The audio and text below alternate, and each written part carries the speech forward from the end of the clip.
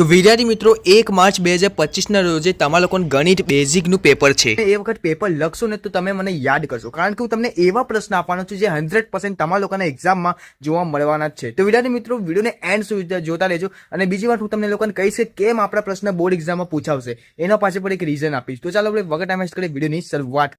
જો તમે ધારો તો 70 માર્ક્સ પર લાવી દેશો ને, જો તમે ધારો તો 60 માર્ક્સ પર, હું તમને ક્યારેય નહીં કહું ખાલી આ 2-3 ચેપ્ટર કરો તમે લોકો પાસ થઈ જશો। હું તમને શું કહું, જો તમને ખાલી પાસ જ થવું હોય ને તો મિનિમમ આટલી તૈયારી તો તમને લોકોને કરવી પડશે 60 માર્ક્સની। તમે કહેશો કે કેમ સાહેબ અમે 3 ચેપ્ટર કરીને પણ પાસ થઈ શકશો, એવું નથી મિત્રો। 3 ચેપ્ટર કરવા હોય તો ખાલી આ 2 ચેપ્ટર કરશો તો પણ તમે પાસ થઈ જશો। નમસ્કાર વિદ્યાર્થી મિત્રો, હું છું તમારો દોસ્ત રોહિત અને તમે બધા જોઈ રહ્યા છો આપણી YouTube ચેનલ રોહિત એજ્યુકેશન કી હાર્દિક સ્વાગત કરું છું। તો વિદ્યાર્થી મિત્રો જે પ્રશ્નો તમને ખાલી પાસ નહીં, તમે લોકો કઈ રીતે 70 માર્ક્સ, 60 માર્ક્સ, 40 માર્ક્સ અને 30 માર્ક્સ કઈ રીતે લાવી શકો। ઓકે, જો તમે ધારો તો 70 માર્ક્સ પર લાવી દેશો ને, જો તમે ધારો તો 60 માર્ક્સ પર લાવી દેશો। ઓકે, તો તમને શું કરવું પડશે તે બધું હું તમને આજના વિડીયોમાં બતાવવાનો છું, તો વિડીયોને એન્ડ સુધી જોતા રહેજો। સૌથી પહેલા જો ધોરણ 10 માં ગણિત વિષયમાં ચેપ્ટર નંબર 13, 14, 5, 6, 7, 2, 3 ઓકે, આ જેટલા પણ ચેપ્ટર છે એના નીચે માર્ક્સ પર લખ્યા છે કે 13મો ચેપ્ટર છે તમારા લોકોના આંકડાશાસ્ત્ર, 14મો ચેપ્ટર છે તમારા લોકોની સંભાવના, રાઈટ? ઓકે, અને 5મો ચેપ્ટર છે સમાંતર શ્રેણી। તમને બધાને ખબર છે કેટલા ઈઝી ચેપ્ટર હોય છે અને આ ચેપ્ટરના કેટલા માર્ક્સ છે તમે જોઈ શકો છો કે આટલું ઈઝી છે।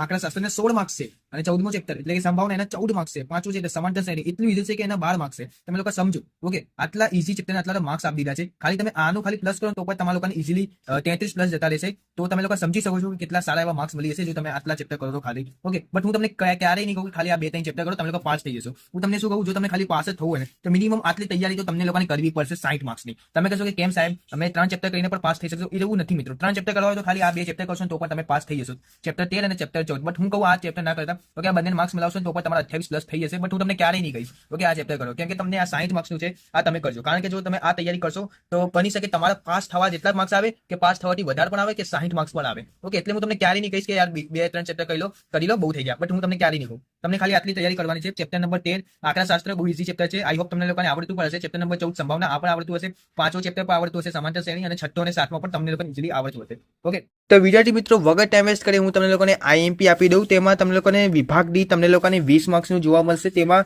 8 માંથી 5 દાખલા લખવાના રહેશે, જેમાં પ્રકરણ નંબર 6થો, 4થો, 5મો, 13મો અને 14મો જોવા મળશે। અને જેના પર ફુંદરી છે એમાંથી 2-2 પ્રશ્ન તમને લોકોને જોવા મળવાના છે। તો જો ચેપ્ટર નંબર 6 માં તો ભાઈ જો 100% એક પ્રમેય તો જોવા મળવાનો છે, અને પ્રમેય કયા છે 6.1, 6.2 અને 6.5। પછી ઉદાહરણ કરવાનું છે એટલે કે દાખલા, જેમાં પહેલું, ત્રીજું અને 5મું કરવાનું રહેશે। સ્વાધ્યાય 6.2 માં પહેલું, ચોથું, 5મું, અને સ્વાધ્યાય 6.3 માં બીજું, ત્રીજું, ચોથું, 15મું અને 16મું તમને લોકોને કરવાનું રહેશે। પછી ચેપ્ટર નંબર 4 ની વાત કરીએ, જેમાં ખાલી એક જ દાખલો પૂછાશે, જેમાં તમને લોકોને દ્વિઘાત સમીકરણ કરવાનું રહેશે। ઓકે, હવે જો આમાંથી હું તમને એક પ્લસ પોઈન્ટ આપી દઉં કે જો આમાં જેમ તમને લોકોને જે ઈઝી લાગે ને સેક્શન ડી માં એ તમે લોકો સૌથી પહેલા કરજો। ઓકે, જેમ કે 13મો ચેપ્ટર અને 14મો ચેપ્ટર બંને ઈઝી છે, તો તમે અહીંથી શરૂઆત કરજો, કેમ કે જ્યારે તમે શરૂઆત જ સારી કરશો શીખવાની તો તમને આગળ પર બહુ મજા આવશે। જે હાર્ડ ચેપ્ટર છે તે પણ ઈઝીલી ક્લિયર થવા મળશે, એટલે 13મો અને 14મા ચેપ્ટરથી સ્ટાર્ટ કરજો। ઓકે, તો હવે આપણે ચેપ્ટર નંબર 4 તરફ પાછળ જેવી દ્વિઘાત સમીકરણ, તેમાં 4.1 સ્વાધ્યાય 4.1 માં બીજાનો બીજો, બીજાનો ત્રીજો, બીજાનો ચોથો। પછી સ્વાધ્યાય 4.2 માં ત્રીજો, ચોથો, 5મો,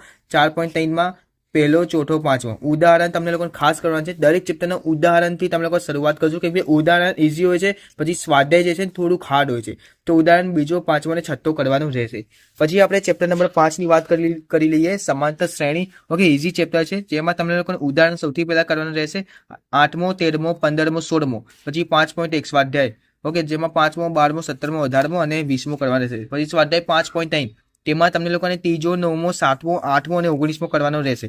પછી આંકડાશાસ્ત્ર આ પણ બહુ ઈઝી ચેપ્ટર છે, તેમાં તમને લોકોને કરવાનું રહેશે ઉદાહરણ બીજો, ત્રીજો, 7મો, અને 13.1 માં પહેલો, ત્રીજો, 5મો, 6થો, 8મો। પછી 13.2 માં કઈ મને એવું આઈએમપી જેવું લાગ્યું નથી, એટલે મેં 13.3 ડાયરેક્ટ કર્યું। ઓકે, બીજો, ત્રીજો, 5મો અને 7મો। પછી ચેપ્ટર નંબર 14 સંભાવના, જેમાં તમને 2 દાખલા જોવા મળશે, તો આ તો ખાસ કરજો। ઓકે, ઉદાહરણ ચોથું અને 8મું, અને 15.1 બાદ 6થો, 9મો, 11મો, 21મો, 25મો। ઓકે, તો હવે આપણે વિભાગ સી તરફ જોઈએ, જે તમને લોકોને 18 માર્ક્સનું પૂછાવશે। ઓકે, અને વિભાગ બી પર તમને લોકોને 18 માર્ક્સનું પૂછાવશે। તો આપણે વિભાગ સી માં જોઈએ, પહેલા તમે 9 માંથી 6 લખવાનું રહેશે, જેમાં ચેપ્ટર નંબર 3, 5, 7, 10, 13, 14। પછી જેના પર ફુંદરી છે તેમાંથી 2-2 પ્રશ્ન જોવા મળવાના। ઓકે, પછી આપણે ચેપ્ટર નંબર 3 જેમાં 2 પ્રશ્ન જોવા મળશે, એના આપણે આઈએમપી જોઈ લઈએ, જેનું નામ છે દ્વિચલ સુરેખ સમીકરણ। તેમાં ઉદાહરણ ત્રીજો, ચોથો, 6થો કરવાનું રહેશે। 13.1 ઓકે સોરી સ્વાધ્યાય 3.1 માં 5મો, સ્વાધ્યાય 3.2 માં પહેલાનો, ત્રીજો, ચોથો, 5મો અને બીજાનો ત્રીજો, ઓકે બીજા પ્રશ્નનો ત્રીજો પ્રશ્ન, જેમ કે પહેલો અને બીજો। પછી સ્વાધ્યાય 3.3માં પહેલાનો, બીજો અને ત્રીજો તમને લોકોને કરવાનો રહેશે. ઓકે, પછી આપણે ચેપ્ટર નંબર 5 કરી લઈએ, જેનું નામ છે સમાંતર શ્રેણી. ઓકે, પછી તમને લોકોને ઉદાહરણ તેમાં કરવાના છે ચોથું, છઠ્ઠું, 11મું અને 12મું. 5.1 એટલે સ્વાધ્યાય 5.1માં ચોથું, પાંચમું, છઠ્ઠું, 11મું. સ્વાધ્યાય 5.2માં પહેલાનો પહેલો, ત્રીજો અને બીજાનો ત્રીજો, પછી ત્રીજાનો પહેલો, ત્રીજો, 12મું અને 13મું. પછી ચેપ્ટર નંબર 7 જોઈએ, જેનું નામ છે યામ ભૂમિતિ. તેમાં ઉદાહરણ પહેલો, ચોથો, 8મો. સ્વાધ્યાય 7.1માં ત્રીજો, ચોથો, પાંચમો, છઠ્ઠો, 9મો અને સ્વાધ્યાય 7.2માં બીજો, ચોથો, પાંચમો અને 8મો. ઓકે, પછી આપણે ચેપ્ટર નંબર 10 જોઈએ, વર્તુળ. જેમાં તમને લોકોને 2 પ્રશ્નો જોવા મળવા છે, જેમાંથી 100% કોઈ એક ને એક તો પ્રમેય હશે જ. ઓકે, અને પ્રમેય માટે પણ મોસ્ટ આઈએમપી આપી દીધું છે. જોઈ શકો છો કે 10.1 અને 10.2 પ્રમેય તમને લોકોને કરવાનું રહેશે. પછી દાખલામાં ઉદાહરણ પહેલો, ત્રીજો, પછી સ્વાધ્યાય 10.2માં ચોથો, 8મો, 11મો કરવાનો રહેશે. પછી ચેપ્ટર નંબર 13 આંકડાશાસ્ત્ર, જેમાં તમને ઉદાહરણ 5મો કરવાનું રહેશે. પછી 13.2માં પહેલો, બીજો, ચોથો અને છઠ્ઠો દાખલો તમને લોકોને કરવાનો રહેશે.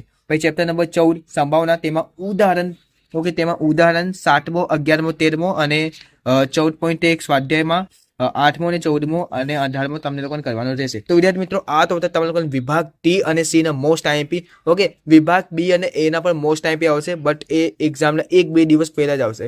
અને આ જેટલા પણ આઈએમપી કીધા તે પાછલા 5-6 વર્ષના જે બોર્ડ એક્ઝામના જે પેપર હોય છે એમાંથી બધામાં પૂછાઈ ગયેલા છે. એટલે જે વારી ઘડી પૂછાય છે એક્ઝામમાં તે જ મેં તમને લોકોને આઈએમપી આપ્યા છે. ઓકે, ખાલી આટલા આઈએમપી કરશો તો ઉપર તમારા લોકોને સારા એવા માર્ક્સ આવી જશે. ઓકે, તો હજી સુધી જો મને ઇન્સ્ટાગ્રામમાં ફોલો ના કરો યાર, શું કરો છો યાર? જોવો યાર, ઇન્સ્ટાગ્રામમાં ફોલો કરી નાખો યાર. તમારા માટે જોઈ શકો છો અહીંયા તાપ છે અને અહીંયા છાંયડો છે, તો અહીંયા હું વિડીયો બનાવી રહ્યો છું. તો પ્લીઝ યાર, ઓકે, અહીંયા હવા પર બહુ ખૂબ સ્પીડમાં ચાલે છે, તો લાઇક અને સબસ્ક્રાઈબ તો કરી દો યાર. ઓકે, હું તમારાથી ખાલી લાઇક અને સબસ્ક્રાઇબ માટે જ વિડીયો બનાવું છું અને તમારા લોકોને કંઈક હેલ્પ કરી શકું એના માટે વિડીયો બનાવું છું. તો એટલે કહું, ચેનલને સબસ્ક્રાઇબ કરો અને બેલ નોટિફિકેશન પર ઓલ પર જરૂરથી સેટ કરો.